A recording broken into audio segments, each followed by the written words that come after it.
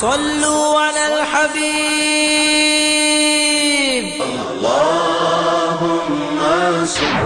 حضور صلی اللہ علیہ وسلم کو تو یقین تھا نا کہ میں اللہ کا نبی ہوں، میرا سٹیٹس کیا ہے۔ وَاعْلَمُوا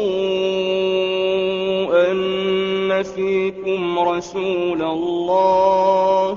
وہ قرآن جو تھا وہ براہ راست رسول اللہ صلی اللہ علیہ وسلم کے قلب پر نازل ہوا۔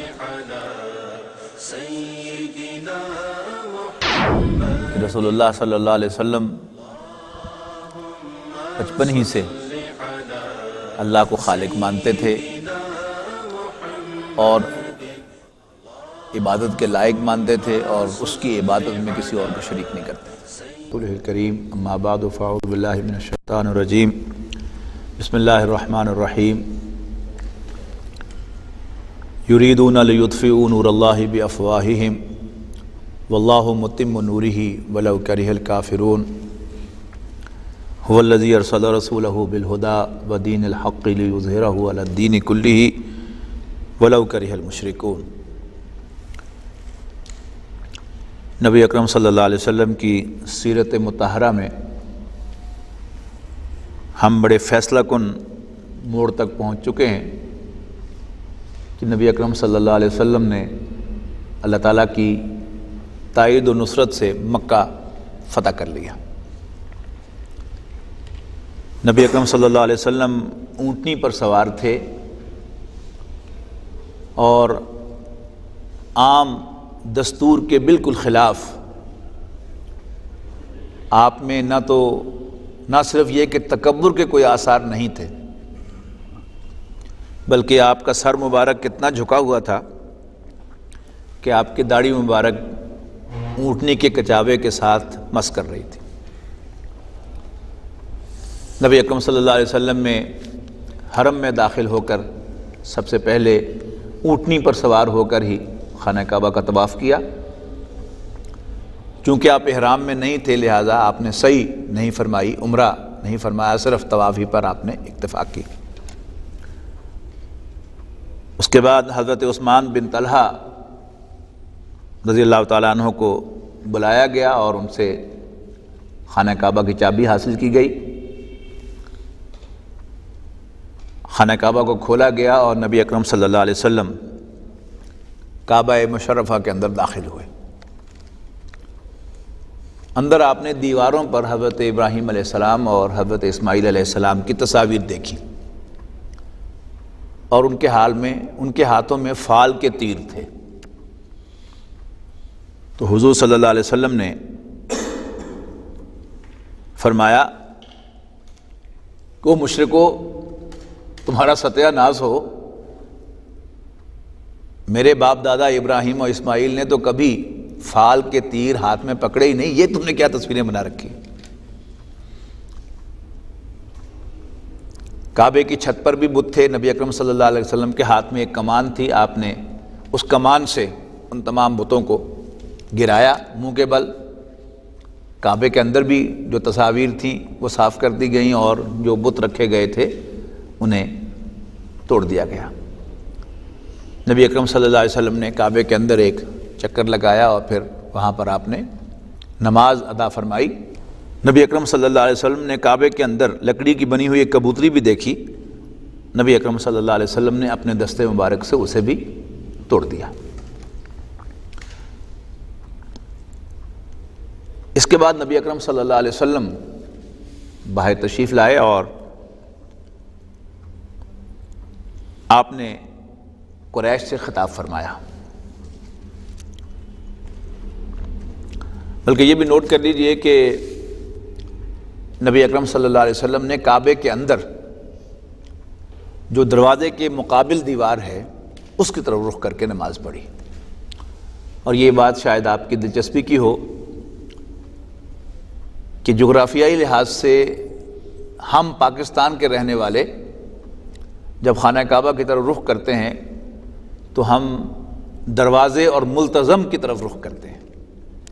یہ اللہ تعالیٰ نے خاص جغرافیائی حیثیت اس سرزمین کو عطا فرمائی ہے کہ ہمارا رخ جو ہے یعنی کعبے کے دروازے کی طرف اور ملتزم کی طرف ہوتا ہے کہ اگر پاکستان میں کوئی شخص قبلہ رخ ہو کر نماز پڑھتا ہے تو وہ گویا دروازے کے سامنے کھڑا ہے کہ جو ہی دروازہ کھلے گا کہ وہ کعبے کے اندر داخل ہو جائے گا۔ اور یہ بات تو آپ کو معلوم ہے کہ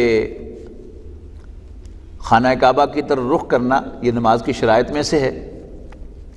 اگر تو ہم حرم کے اندر کھڑے ہوئے نماز پڑھ رہے ہوں، جب کعبہ نظر آ رہا ہو تو اس کی طرف رخ کیا جائے گا، لیکن جب ہم دور کھڑے نماز پڑھ رہے ہیں تو ہماری سمت تو وہ ہوگی، لیکن ہارڈلی اس کا امکان ہے کہ ہم ایگزیکٹلی خانہ کعبہ کی طرف رخ کر کے نماز پڑھ سکیں گے پوری کی پوری، اس لیے کہ اگر 1 ملی میٹر بھی ہمارا رخ جو ہے وہ دائیں بائیں ہوگا تو وہ ہزاروں میل سفر کرنے کے بعد وہ لازماً ہم کہاں کے پہنچ جائیں گے۔ تو اس لیے خانہ کعبہ کی طرف رخ کرنے کی نیت جو ہے یہ نماز کا جزء ہے، نماز کی شرط ہے۔ یعنی وہ جو احناف نے چیزیں گنوائی ہیں کہ ان چیزوں کی نیت ہونی چاہیے کہ میں نماز پڑھ رہا ہوں اللہ کے لیے، فرض پڑھ رہا ہوں، واجب پڑھ رہا ہوں کہ سنت ادا کر رہا ہوں یا نفل پڑھ رہا ہوں، یہ ذہن میں ہونا چاہیے، اور اس کی نیت جو ہے وہ قبلہ رخ ہونے کی ہونی چاہیے۔ تو اسے کمپلسری، یعنی قبلہ رخ ہونے کا مطلب یہ ہے کہ جب ہم نماز کی نیت باندھیں تو ہمارے ذہن میں آنا چاہیے کہ ہم خانہ کعبہ کی طرف رخ کر رہے ہیں۔ تو ہم جو پاکستان میں رہنے والے ہیں، ٹو بی مور ایگزیکٹ، ہمارے ذہن میں خانہ کعبہ کی پکچر جو ہے وہ ملتزم اور اس کے دروازے کی آنی چاہیے ہمارے سامنے کہ ہم اس طرف رخ کر رہے ہیں، تو انشاءاللہ اس سے اور بھی زیادہ ایک لطف جو ہے ہمیں نماز پڑھنے کا آئے گا، کہ اگر ہمیں اس وقت یہ یاد ہو کہ ہم خانہ کعبہ کے اس طرف کھڑے ہیں اور دروازے کے بالکل سامنے ہیں مقام ابراہیم کی طرف، اور وہاں کھڑے ہوئے گویا ہم نماز پڑھ رہے ہیں، تو انشاءاللہ نماز کا جو لطف ہے وہ دوبالا ہوگا۔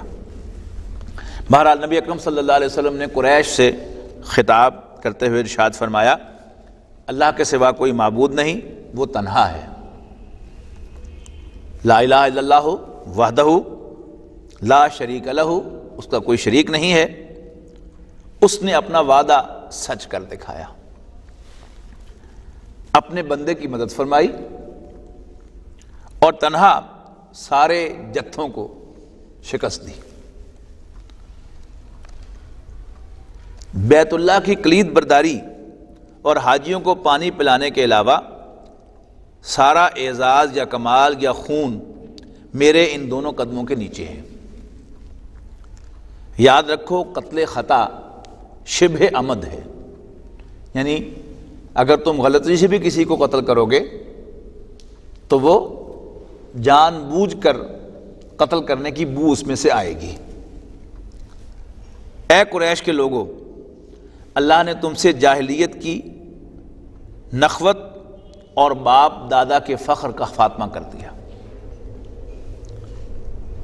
سارے لوگ آدم کی اولاد ہیں اور آدم مٹی سے بنے تھے، یعنی یہی الفاظ آپ نے پھر خطبہ حجۃ الوداع میں بھی دہرائے ہیں نا، کہ لا فرض لعربی علی عجمی ولا لعجمی علی عربی ولا لاحمر علی اسود ولا لاسود علی احمر الا بالتقوی کلکم بنو آدم و آدم من تراب، کہ کسی عربی کو اجمی پر یعنی غیر عربی پر کوئی فضیلت حاصل نہیں، اور کسی غیر عربی کو کسی عربی پر کوئی فضیلت حاصل نہیں، اسی طرح کسی گورے کو کسی کالے پر اور کسی کالے کو کسی گورے پر کوئی فضیلت حاصل نہیں، ہاں تقوی کی بنیاد پر۔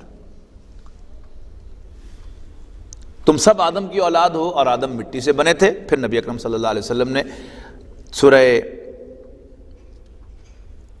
حجرات کی آیہ مبارکہ تلاوت فرمائی، یا ایھا الناس انا خلقناکم من ذکر و انثی، اے لوگو ہم نے تم سب کو ایک مرد اور ایک عورت سے پیدا کیا ہے، پھر تمہارے وجعلناکم شعوبا و قبائل، پھر تمہاری نسلیں اور تمہارے قبیلے بنائے، لتعارفوا، تاکہ تم پہچانے جا سکو، انا اکرمکم عند اللہ اتقاکم، بے شک اللہ کی نظر میں تم میں سے سب سے زیادہ عزت والا وہی ہے جو تم میں سے زیادہ متقی ہے۔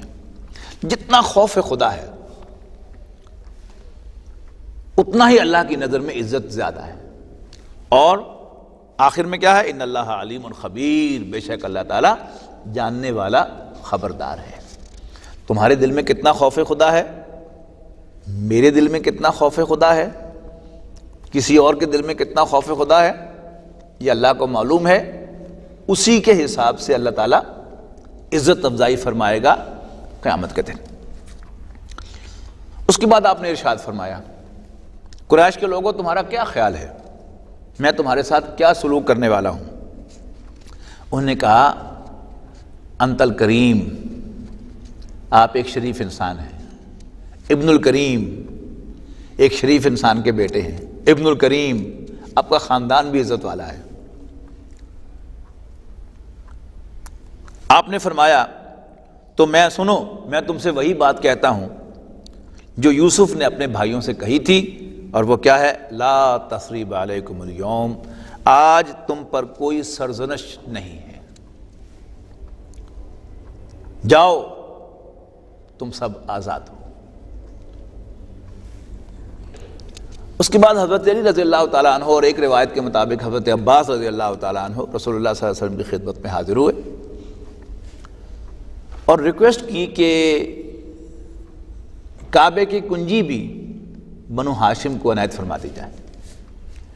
یعنی یہ پرانی روایت تھی عرب کی، اس کے مطابق مختلف خاندانوں کے پاس مختلف مناصب تھے۔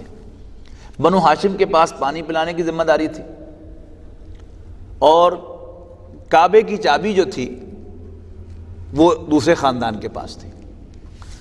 لیکن نبی اکرم صلی اللہ علیہ وسلم نے ان کی اس خواہش کو ٹرن ڈاؤن کرتے ہوئے حضرت عثمان بن طلحہ رضی اللہ تعالیٰ عنہ کو بلایا اور فرمایا حق بحق دار رسید، کہ یہ تمہارا حق ہے اور یہ لو چابی، قیامت تک یہ چابی تمہارے پاس رہے گی۔ اور آج بھی ابھی اسی خاندان کے پاس یہ چابی ہے، اس لیے کہ نبی اکرم صلی اللہ علیہ وسلم نے وہ چابی قیامت تک کے لیے اس خاندان کو تفویض فرمائی تھی۔ ساتھ ہی آپ نے بھی فرمایا کہ آج کا دن نیکی اور وفاداری کا دن ہے۔ پھر کعبے کی چھت پر چڑھ کر حضرت بلال رضی اللہ تعالیٰ عنہ نے اذان دی، اور اس پر قریش میں سے بعض لوگوں نے نازیبا کمنٹس دیے۔ مثلا ابو سفیان بن حرب، عتاب بن اسید اور حارث بن ہشام کعبہ کے صحن میں بیٹھے تھے۔ عتاب نے کہا اللہ نے اسید کو فوت کر کے اس پر یہ کرم کیا کہ وہ یہ اذان نہ سن سکا، ورنہ اسے ایک ناگوار چیز سننی پڑتی۔ اس پر حارث نے کہا سنو، واللہ اگر مجھے معلوم ہو جائے کہ وہ برحق ہیں تو میں ان کا پیروکار بن جاؤں گا۔ اس پر ابو سفیان نے کہا دیکھو واللہ میں کچھ نہیں کہوں گا، کیونکہ اگر میں بولوں گا تو یہ کنکریاں بھی میرے متعلق خبر دے دیں گی۔ اس کے بعد نبی اکرم صلی اللہ علیہ وسلم ان کے پاس تشریف لے گئے اور فرمایا ابھی تم جو باتیں کر رہے تھے وہ مجھے معلوم ہو چکی ہیں۔ پھر آپ نے ان کی گفتگو دہرائی کہ تم نے یہ کہا ہے، تم نے یہ کہا ہے، تم نے یہ کہا ہے۔ اس پر حارث اور عتاب بول اٹھے ہم گواہی دیتے ہیں کہ آپ اللہ کے رسول ہیں صلی اللہ علیہ وسلم، خدا کی قسم کوئی شخص ہمارے ساتھ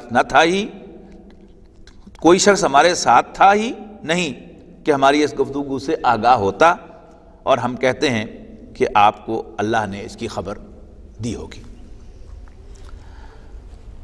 اس کے بعد نبی اکرم صلی اللہ علیہ وسلم نے نماز عطا فرمائی۔ اس کے لیے آپ نے پہلے غسل فرمایا۔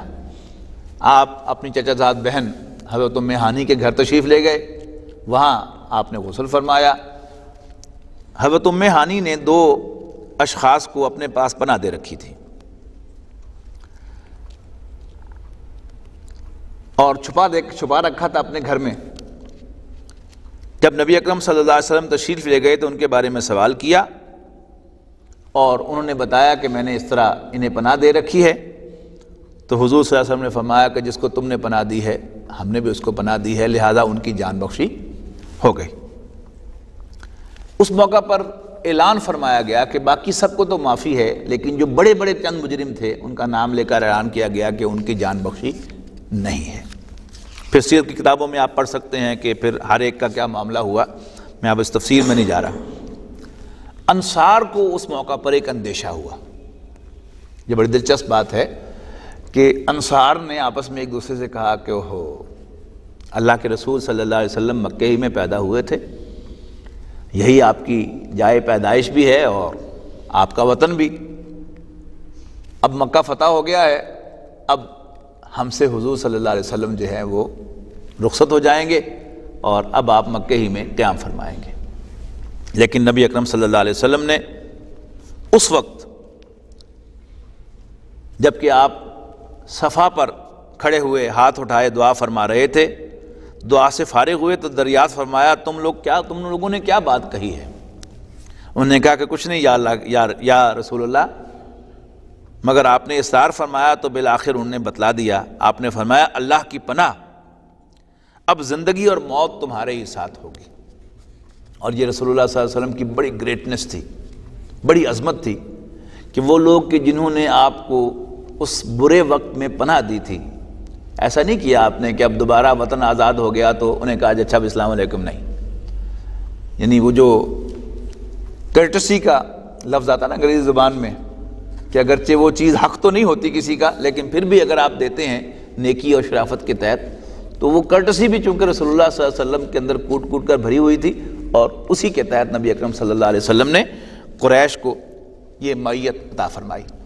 اس کے بعد بیعت خلافت ہوئی، یعنی ایک تو بیعت تھی نا بیعت عقبہ ثانیہ، اور اس سے پہلے بیعت عقبہ اولیٰ، پھر درمیان میں بیعت رضوان، یہ سب ہم پڑھ چکے ہیں۔ اب پھر یہاں پر ایک بیعت ہوئی، اسے بیعت خلافت کہا جاتا ہے۔ اس کے الفاظ جو تھے وہ بیعت عقبہ ثانیہ کے الفاظ سے مشابہ تھے، مردوں کی بیعت کے۔ اور اس کے بعد نبی اکرم صلی اللہ علیہ وسلم نے عورتوں سے بیعت لی۔ رسول اللہ صلی اللہ علیہ وسلم اوپر تھے، اس کے نیچے حضرت عمر رضی اللہ تعالیٰ عنہ تھے، اور اس کے نیچے خواتین تھیں، یعنی حضور صلی اللہ علیہ وسلم جو الفاظ بولتے تھے پھر حضرت عمر انہیں ادا کرتے تھے، پھر خواتین حضور صلی اللہ علیہ وسلم کے ساتھ وہ عہد کرتی تھی۔ اس پر بڑا دلچسپ واقعہ ہے، اس پر ہند جو تھی وہ چونکہ رسول اللہ صلی اللہ علیہ وسلم کے لیے ذاتی ایذا کا باعث بنی تھی، ذہن میں ہے نا، ابو سفیان کی بیوی ہند، چونکہ اس نے حضرت حمزہ رضی اللہ تعالیٰ عنہ کو قتل کروایا تھا فرمائش کر کے، اور پھر اس نے کلیجہ چبایا تھا حضرت حمزہ کا، تو رسول اللہ صلی اللہ علیہ وسلم کو پسند نہیں تھا کہ وہ آپ کے سامنے آئے، لیکن وہ بھیس بدل کر عورتوں کی اس بیعت میں آ کر شامل ہوئی۔ ادھر رسول اللہ صلی اللہ علیہ وسلم نے بیعت شروع فرمائی تو فرمایا میں تم سے اس بات پر بیعت لیتا ہوں کہ اللہ کے ساتھ کسی کو شریک نہ کرو گی۔ حضرت عمر رضی اللہ تعالیٰ عنہ نے یہی بات دہراتے ہوئے عورتوں سے اس بات پر بیعت لی کہ وہ اللہ کے ساتھ کسی کو شریک نہ کریں گی۔ پھر رسول اللہ صلی اللہ علیہ وسلم نے فرمایا اور چوری نہ کرو گی۔ اس پر ہند بول اٹھی، ابو سفیان بخیل آدمی ہے، اگر میں اس کے مال میں سے کچھ لے لوں تو ابو سفیان موجود ہیں، ابو سفیان جو وہیں موجود تھے کہنے لگے تم جو کچھ لے لو وہ تمہارے لیے حلال ہے۔ رسول اللہ صلی اللہ علیہ وسلم مسکرانے لگے اور آپ نے فرمایا، آپ نے ہند کو پہچان لیا، فرمایا اچھا تو تم ہند ہو؟ وہ بولی ہاں، اللہ کے نبی جو کچھ گزر چکا ہے اسے معاف فرما دیجئے، اللہ آپ کو معاف فرمائے۔ اس کے بعد فرمایا اور زنا نہ کرو گی۔ اس پر ہند نے کہا بھلا کہیں کوئی حرہ یعنی آزاد عورت بھی زنا کرتی ہے؟ پھر آپ نے فرمایا اور اپنی اولاد کو قتل نہ کرو گی۔ ہند نے کہا ہم نے تو بچپن میں انہیں پالا پوسا، لیکن بڑے ہونے پر آپ لوگوں نے انہیں قتل کر دیا۔ یعنی اس کی بیک گراؤنڈ یہ تھی، اس لیے آپ اور وہی بہتر جانیں۔ یاد رہے کہ ہند کا بیٹا حنظلہ بن ابو سفیان بدر کے دن قتل کیا گیا تھا۔ اب اس نے حوالہ دیا کہ ہم نے تو بچوں کو پال کے جوان کیا تھا، آپ نے انہیں قتل کر دیا ہے۔ یہ سن کر حضرت عمر ہنستے ہنستے چت لیٹ گئے اور رسول اللہ صلی اللہ علیہ وسلم نے بھی تبسم فرمایا۔ اس کے بعد فرمایا اور کوئی بہتان نہ گھڑو گی۔ ہند نے کہا واللہ بہتان بہت بری بات ہے، اور آپ ہمیں واقعی رشد و مکارم اخلاق کا حکم دیتے ہیں۔ پھر آپ نے فرمایا اور کسی معروف بات میں رسول کی نافرمانی نہ کرو گی۔ ہند نے کہا خدا کی قسم ہم اپنی اس مجلس میں اپنے دلوں کے اندر یہ بات لے کر نہیں بیٹھی ہیں کہ کہ ہم آپ کی کبھی نافرمانی کریں گی۔ پھر واپس ہو کر ہند نے اپنا بت توڑ دیا، وہ اسے توڑتی جا رہی تھی اور کہتی جا رہی تھی ہم تیرے متعلق دھوکے میں تھے، بت کو کہہ رہی تھی۔ نبی اکرم صلی اللہ علیہ وسلم کا مکے میں قیام اور مکے میں آپ کے کام۔ مکہ مکرمہ میں رسول اللہ صلی اللہ علیہ وسلم نے 19 روز قیام فرمایا۔ اس دوران آپ شاعر اسلام کی تجدید کرتے رہے اور لوگوں کو ہدایت و تقویٰ کی تلقین فرماتے رہے۔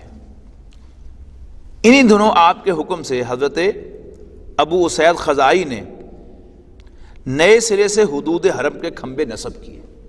یہ نا یہ 2 قسم کی حدود ہیں، ایک تو ہیں خانہ کعبہ کے گرد ہے مسجد حرام، اور پھر اس کے گرد ہیں تقریباً کوئی 10 میل کا، کہیں زیادہ ہو جاتا ہے، وہ کہیں کم ہو جاتا ہے، کہیں 5 میل رہ جائے گا، کہیں 10 میل تک چلا جائے گا، وہ حدود حرم کہلاتی ہیں۔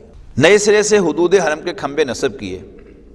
آپ نے اسلام کی دعوت اور مکہ کے آس پاس بتوں کو توڑنے کے لیے متعدد سرایا بھی روانہ فرمائے، اور اس طرح سارے بت توڑ ڈالے گئے۔ آپ کے منادی نے مکے میں اعلان فرمایا کہ جو شخص اللہ اور آخرت پر ایمان رکھتا ہے وہ اپنے گھر میں کوئی بت نہ چھوڑے بلکہ اسے توڑ ڈالے۔ سرایا اور وفود، اس کی بھی تفصیل مختصراً۔ فتح مکہ سے یکسو ہو جانے کے بعد رسول اللہ صلی اللہ علیہ وسلم نے 25 رمضان المبارک سن 8 ہجری کو حضرت خالد ابن ولید کی سرگردگی میں عزا نامی بت کے انہدام کے لیے ایک سریہ روانہ فرمایا۔ عزا نخلا میں تھا، قریش اور سارے بنو کنانہ اس کی پوجا کرتے تھے اور یہ ان کا سب سے بڑا بت تھا۔ حضرت خالد ابن ولید واپس آئے تو آپ نے فرمایا کہ تم نے وہاں کوئی خاص چیز دیکھی؟ حضور صلی اللہ علیہ وسلم نے دریافت فرمایا تم نے کچھ دیکھا بھی تھا؟ یعنی مطلب کیا تھا، کوئی خاص چیز دیکھی؟ حضرت خالد نے عرض کی کہ نہیں اللہ کے رسول۔ آپ نے فرمایا تب تو در حقیقت تو نے اسے ڈھایا ہی نہیں، پھر سے جاؤ اور اسے ڈھا دو۔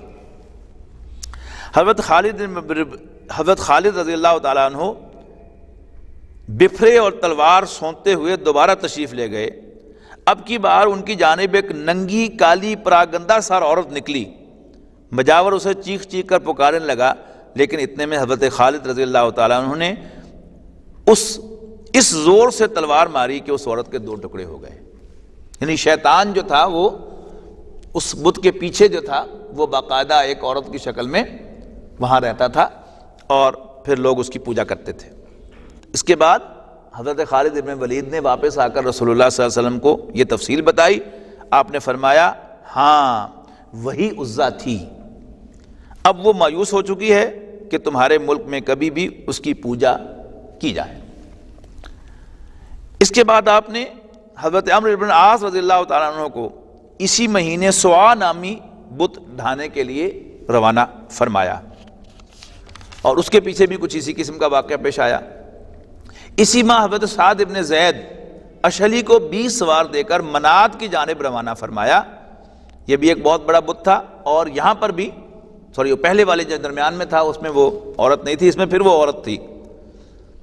حضرت سعد منات کی طرف بڑھے تو ایک کالی ننگی پراگندہ سر عورت نکلی، وہ اپنا سینہ پیٹ پیٹ کر ہائے ہائے کر رہی تھی۔ اس سے مجاور نے کہا منات اپنے کچھ نافرمانوں کو پکڑ لے، لیکن اتنے میں حضرت سعد رضی اللہ تعالیٰ عنہ نے تلوار مار کر اس کا کام تمام کر دیا، پھر لپک کر بت ڈھا دیا اور اسے توڑ پھوڑ ڈالا، اس کے خزانے میں کچھ نہ ملا۔ اس کے بعد نبی اکرم صلی اللہ علیہ وسلم نے حنین کی طرف رخ کیا، اور اس کی بھی وجہ یہ تھی کہ رسول اللہ صلی اللہ علیہ وسلم کو اطلاع ملی تھی کہ حنین کے اندر کچھ قبائل جو ہیں جو بڑے سخت قبائل تھے، جنگجو بھی تھے اور اسلام کی دشمنی میں بھی سخت تھے۔ یعنی قریش نے جب مکہ فتح ہو گیا ہتھیار ڈال دیے، لیکن جو بہت شدت پسند قبائل تھے بعض، انہوں نے ہتھیار نہیں ڈالے، اور ان میں سے ایک سردار جو تھا جس کا نام مالک تھا، اس نے اپنے تمام جو جنگ کے قابل جنگجو تھے ان کو بھی نکالا، اور انہیں حکم دیا کہ اپنے مویشی، اپنی بھیڑ بکریاں، اپنی عورتوں اور اپنے بچوں کو بھی لے کر نکل آؤ۔ اور اس نے جو مختلف راستے تھے اس پر اپنے تیر انداز بٹھا دیے. ادھر نبی اکرم صلی اللہ علیہ وسلم 12,000 کا لشکر لے کر ان کی سرکوبی کے لیے نکلے. اس نے بھی اپنے جاسوس چھوڑ رکھے تھے. انہوں نے جب 12,000 کا لشکر دیکھا تو ان کی تو جان نکل گئی. رسول اللہ صلی اللہ علیہ وسلم نے بھی اپنے جاسوس چھوڑے تھے، لیکن رسول اللہ صلی اللہ علیہ وسلم نے صبح کے وقت وہ لشکر کی صف بندی فرمائی.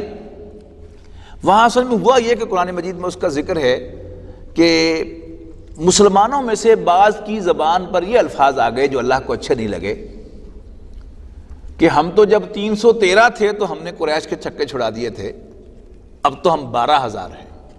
اب اللہ تعالیٰ کو یہ ذوم اور یہ تکبر تو پسند نہیں ہے.